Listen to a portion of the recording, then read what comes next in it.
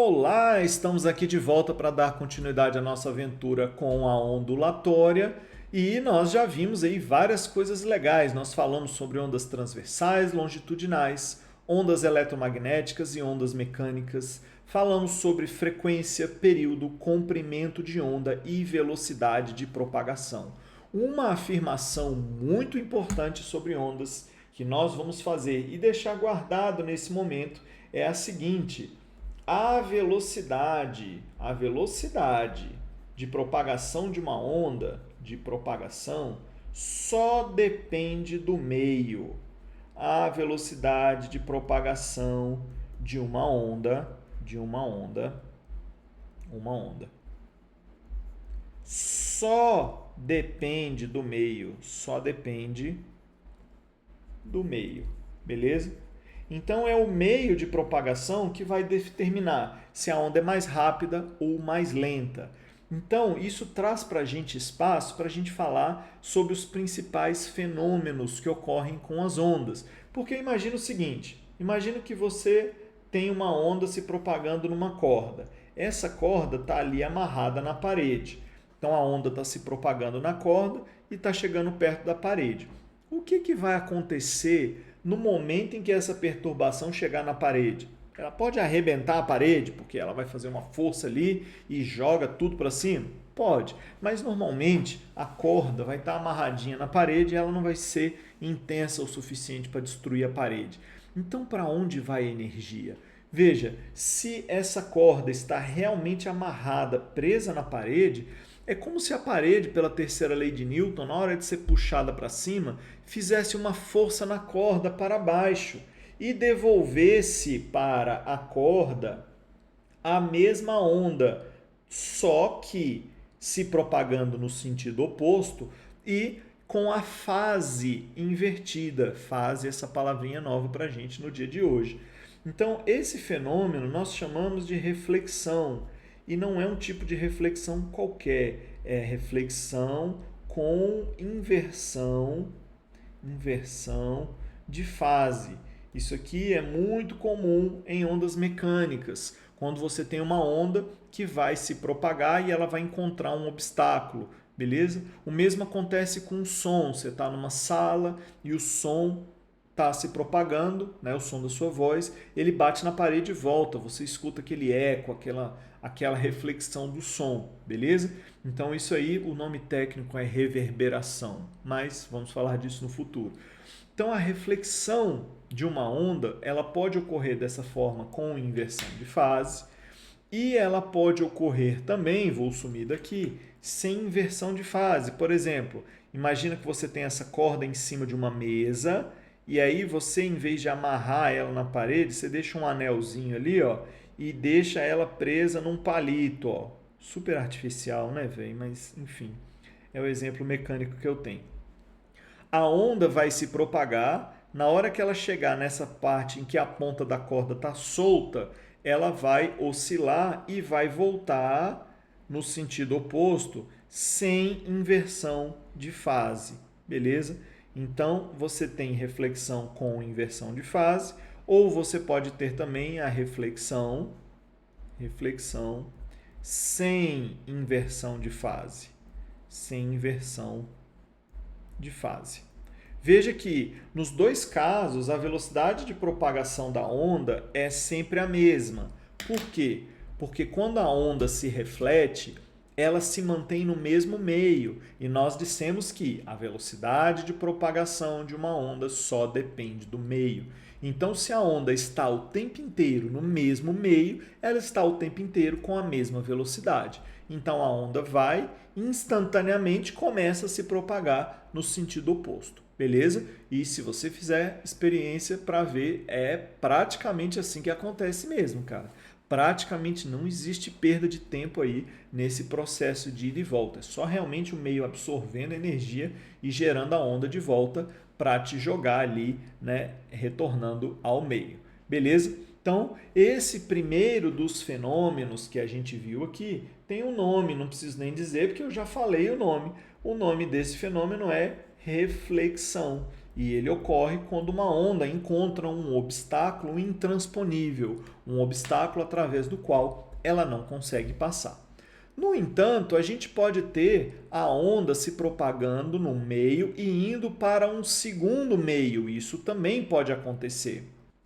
Se a onda vai para um segundo meio, ela está mudando de meio. E se ela muda de meio, muda de velocidade. Então eu vou escrever aqui o nome desse fenômeno. O fenômeno é a refração. Refração é o fenômeno de mudança de meio. Toda vez que uma onda muda de meio, ela muda de velocidade. Então, mudança de meio, que é a mesma coisa que mudança de velocidade. Beleza? Como é que a gente ilustra isso? Imagina aí que você tem uma corda e que a onda está se propagando nessa corda. Beleza? Mas aí você faz o seguinte: você coloca uma outra corda. E essa segunda corda é uma corda mais grossa, por exemplo. Né? E aí a onda vai se propagar nessa segunda corda depois de passar de uma corda para outra. Né? Isso pode acontecer. Né? Então imagina que você tem uma onda indo de um meio para outro. Na situação real aí, deixa eu ficar aqui no cantinho. Situação real aí seria a luz passando do ar para o vidro, a luz saindo do ar entrando na água, a luz de uma lanterna dentro da água indo para fora no ar, beleza? Então são exemplos aí concretos que a gente tem de refração. A refração é a mudança de meio, a mudança de meio significa mudança de velocidade. E o que acontece? Você tem aqui a sua onda vindo com uma certa velocidade de propagação. Essa velocidade só depende do meio, beleza? Então ela tem uma certa velocidade V1, portanto ela vem com a sua frequência e o seu comprimento de onda. E aí a onda passa para o segundo meio. Quando a onda passar para o segundo meio, ela vai passar a se propagar com outra velocidade, uma nova velocidade, que eu vou chamar aqui de V2. No entanto, ela vai se propagar com a mesma frequência. Por quê? A velocidade da onda só depende do meio. E nós temos que dizer também que a frequência de uma onda, só depende da fonte. Então, a frequência de uma onda só depende da fonte que gerou essa onda. Veja o seguinte, eu estou aqui com a minha voz. A minha voz é uma onda sonora, ela passa de um meio para o outro. A minha voz não fica nem mais aguda nem mais grave ao trocar de meio. Ela permanece com a mesma frequência, a mesma voz. Porque a quantidade de oscilações feitas por minuto não poderia mudar. Até logicamente, imagina, você tem uma onda sonora aí que ela é 10 oscilações por segundo. Aí imagina que ela passa por um meio em que passa a ter 100 oscilações por segundo. Tipo, quem disse que ela vai conseguir criar 100 oscilações durante um segundo? E se tiver oscilações sobrando, essas oscilações vão ficar acumuladas aonde? Gravadas em algum lugar? É bem estranho pensar em mudança de frequência. Então a frequência realmente ela só depende da fonte.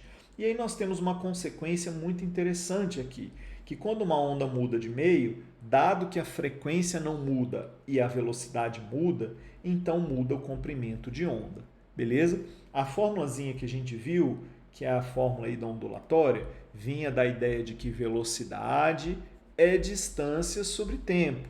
No caso especial de uma onda, quando a distância é lambda, o tempo é o período.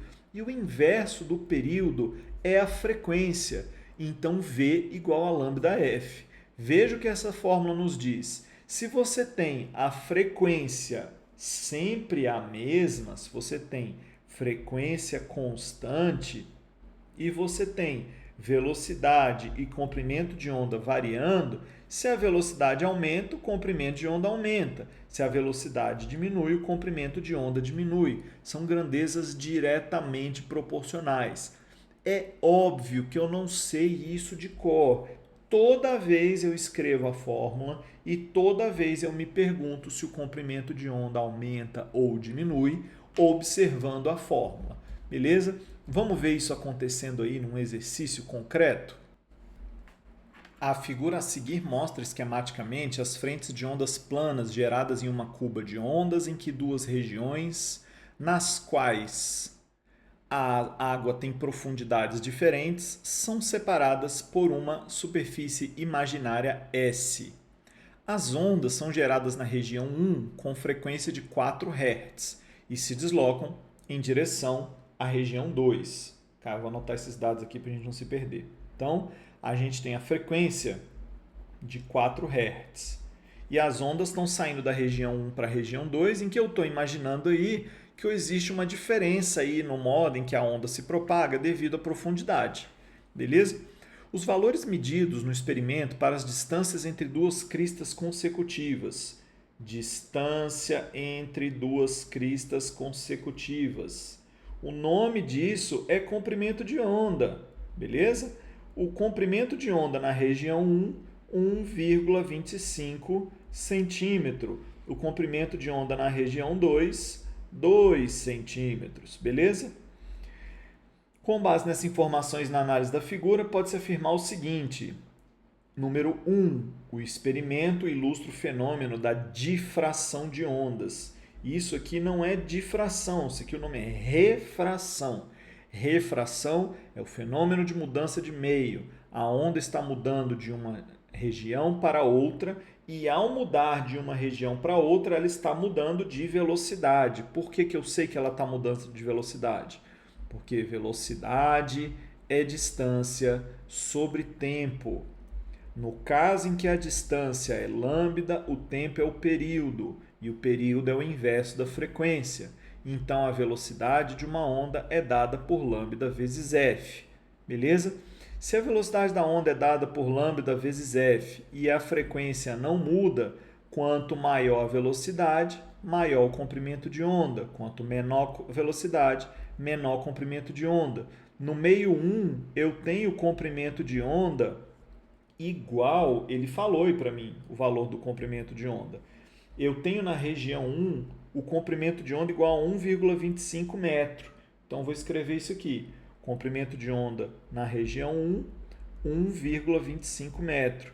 Então, aqui eu tenho uma determinada velocidade, que eu não sei quanto é. Mas na região 2, a gente tem o comprimento de onda como sendo diferente, como sendo 2, é um número maior. Essa distância entre as frentes de onda aqui, ó, é o comprimento de onda, no caso. Aqui o comprimento de onda na região 1, aqui o comprimento de onda na região 2. Esse comprimento de onda da região 2 vale, segundo o exercício, 2,00 centímetro. Falei metro, né? Centímetros, beleza? 2,00 centímetros. Então, com isso, eu consigo usar as informações que foram fornecidas para poder responder as perguntas que estão aparecendo por aqui. Porque somente com as informações que foram dadas eu tenho condições de fazer os cálculos necessários. O item de número 2 está dizendo o seguinte, a frequência da onda na região 2 vale 4 Hz. Veja, se aqui eu tenho uma frequência e aqui eu tenho a mesma frequência, porque a frequência só depende da fonte, com certeza eu tenho 4 Hz nas duas regiões. Beleza? Então, o primeiro item, por enquanto, está errado, o segundo está verdadeiro, e aí eu vou colocar. Os comprimentos de onda nas regiões 1 e 2 valem, respectivamente, 2,3 e 4 centímetros. Essa afirmação contradiz a própria definição de comprimento de onda, que vai ser a distância entre duas cristas ou dois vales consecutivos. Então, a informação de número 4 está errada, beleza? A velocidade da onda na região 2 é maior que na região 1. Então, aqui a gente consegue avaliar assim, porque se aqui eu tenho V1 pequeno com lambda pequeno, onde eu tenho lambda grande, eu vou ter o V2 grande. Então, com certeza, já que são grandezas inversamente proporcionais, uma vez que lambda 1 é maior que lambda 2, falei errado. Uma vez que lambda 1 é menor que lambda 2, eu tenho certeza que a velocidade V1 é menor que a velocidade V2, porque as grandezas são diretamente proporcionais. A velocidade da onda na região 2 é maior, verdadeiro, porque o comprimento de onda nessa região também é maior. Beleza? E para acabar, seria correto esperar-se que o comprimento de onda fosse menor nas duas regiões caso a onda tivesse frequência maior que 4 Hz. Veja, agora ele está propondo uma outra situação em que você vai variar a frequência.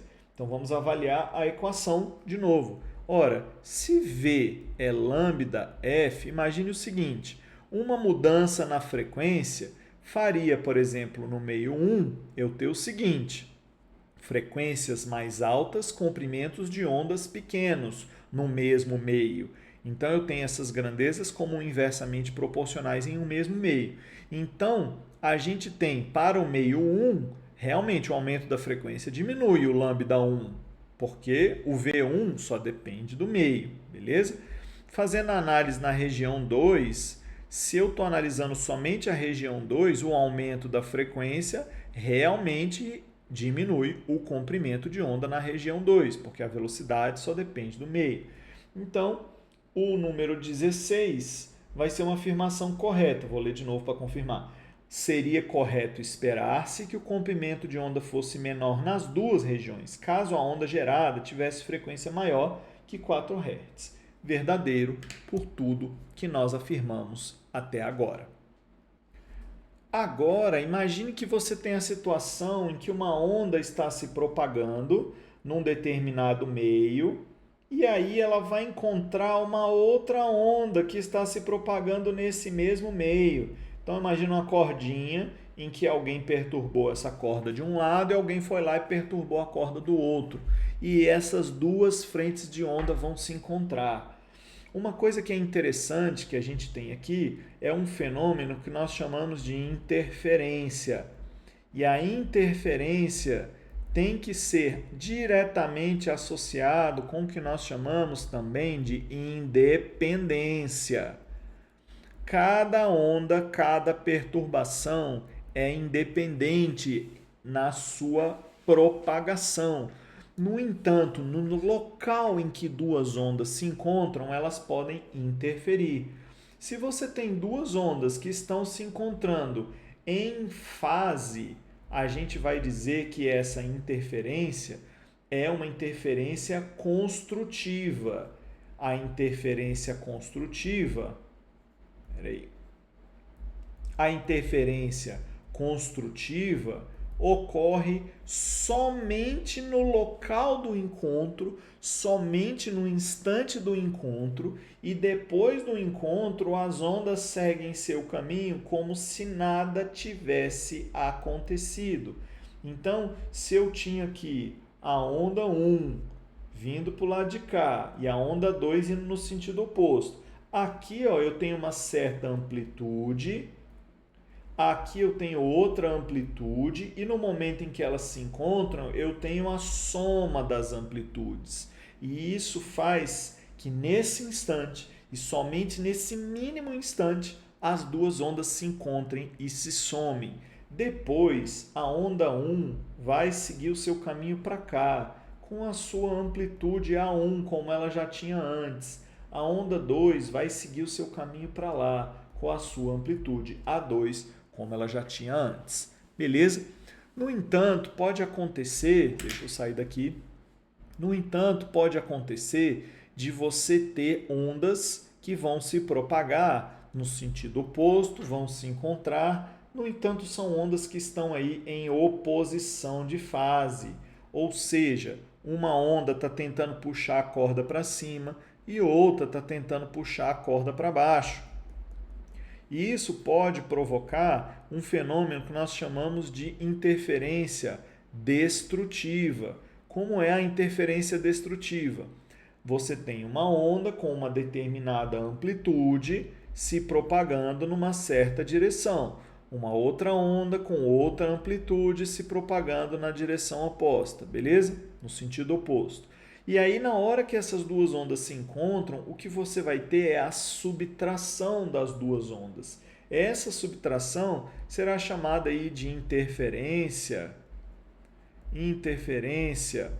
destrutiva.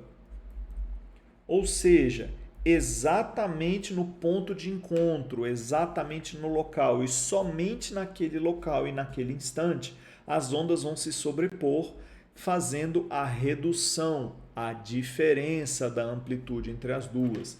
Então, no momento da interferência, se você tiver aí a sagacidade de colocar duas ondas com a mesma frequência, a mesma amplitude, mas com fases opostas, na hora que essas ondas se encontram, pode desaparecer por um instante aquele fenômeno ondulatório. E esse tipo de estratégia é utilizado naqueles fones de ouvido modernos que tem cancelamento de ruído.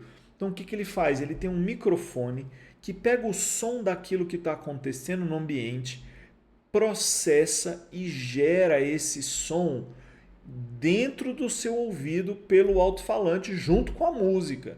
E na hora que ele manda os dois ao mesmo tempo, o ruído vindo de fora encontra esse som que foi gerado rapidamente pelo fone, encontra esse ruído e a amplitude dos dois desaparece. E aí ele fica gerando um ruído de fase oposta no seu ouvido o tempo inteiro. Só que na hora que ele faz esse ruído de fase oposta, ele apaga o barulho que é diferente do sinal que está vindo pelo fio ou pela conexão sem fio aí do seu fone de ouvido. E dessa forma ele consegue diminuir bastante o ruído que vem de fora. Beleza? Um outro exemplo de aplicação muito parecido com isso são as camas que existem em alguns aviões muito modernos, como por exemplo naqueles aviões gigantes intercontinentais aí que algumas companhias aéreas mais sofisticadas usam. Né? Eles têm lá na primeira classe a caminha deles e tem um alto-falante bem na sua orelha. Se você olha de longe, o alto-falante faz um barulho paia, é um barulho ruim, uma vibração, um negócio bem ruim mesmo. Só que quando você vai lá e repousa e deita lá no seu travesseiro, usufruindo aí das benesses da primeira classe, aquele som magicamente vai apagar o barulho do resto do avião, porque o avião faz barulho, né? Então, na hora que ele joga aquele som, o que ele está fazendo? Ele está pegando todo o barulho de vibração dos motores, aquela coisa toda, e está jogando ali na sua orelha com a fase invertida. Na hora que ele faz isso, você escuta menos barulho e tem um soninho muito mais agradável, beleza? Esse processo é um processo de interferência destrutiva. Você faz isso de propósito para poder fazer o som ser menos desagradável para a pessoa que está ali naquela experiência, beleza? No entanto, pode acontecer interferência destrutiva aí de uma maneira que você não queira. Por exemplo, imagina que você posiciona vários alto-falantes aí num grande show que vai ter numa região aberta, né? E aí você vai jogar ou dentro de um teatro, dentro de um cinema, e aí você tem vários alto-falantes. Você tem que compor esses alto-falantes de forma que o espectador não tenha a formação de interferência destrutiva lá no local onde ele se encontra. Então existe todo um estudo acerca da acústica dos ambientes, onde você vai ter grandes shows ou teatros, essas coisas todas. E você faz o possível para evitar que ocorra interferência destrutiva, beleza? Justamente para que o seu espectador tenha ali uma experiência mais agradável, beleza? Da mesma forma, a interferência construtiva muitas vezes é usada de propósito para conseguir gerar experiências mais interessantes ou até mesmo outras coisas mais inusitadas. Por exemplo, deixa eu sair daqui. Por exemplo, quando você tem aí um instrumento de corda. Esse instrumento pode ser um violão, um violino, um cavaquinho, um baixo, sei lá, algum desses instrumentos aí, e você vê que ele tem esse corpo em forma de curva. Essas curvas são para favorecer a interferência entre ondas de diversos comprimentos de onda diferentes, comprimentos de ondas pequenos, comprimentos de ondas maiores, e esses diversos comprimentos de onda interagindo vão provocar um fenômeno que nós chamamos de ressonância. A ressonância é um fenômeno em que você tem basicamente a interferência somada com a reflexão. Então, a interferência acrescida de reflexão traz para a gente aí a ressonância.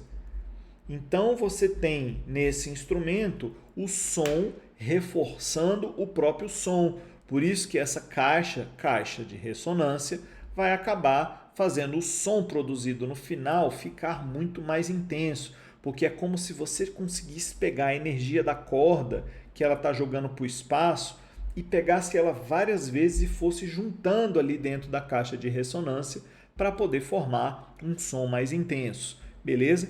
Nem sempre a ressonância é uma coisa boa, né? Alguns casos famosos aí mostram pontes e grandes edificações que, devido à ressonância causada pelo som interno do atrito com o vento, isso provocou uns balanços que a estrutura não é capaz de suportar, e esse balanço acaba se propagando, causando uma ressonância, e essa ressonância faz a amplitude daquela onda ficar cada vez maior, de forma que seja insustentável. Beleza? Nem sempre a ressonância em dispositivos mecânicos é uma coisa ruim. Por exemplo, imagina que você tem um coleguinha no balanço.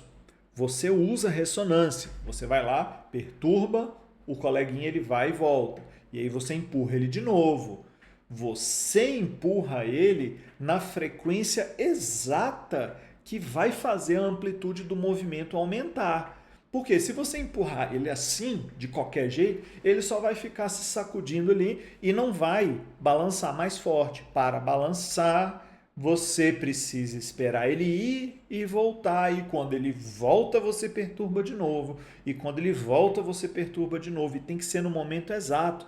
Porque se você perturbar no momento errado, você vai frear ele ou não vai causar a ressonância, que é a interferência acrescida com a reflexão nesse contexto ondulatório que a gente tem aqui ilustrado. Beleza? Esses, então, foram os primeiros fenômenos ondulatórios. Espero aí ter elucidado várias coisas. Tem várias coisas interessantes ainda para falar sobre ondulatória, e é isso que a gente vai ver nos nossos próximos encontros. Valeu, falou!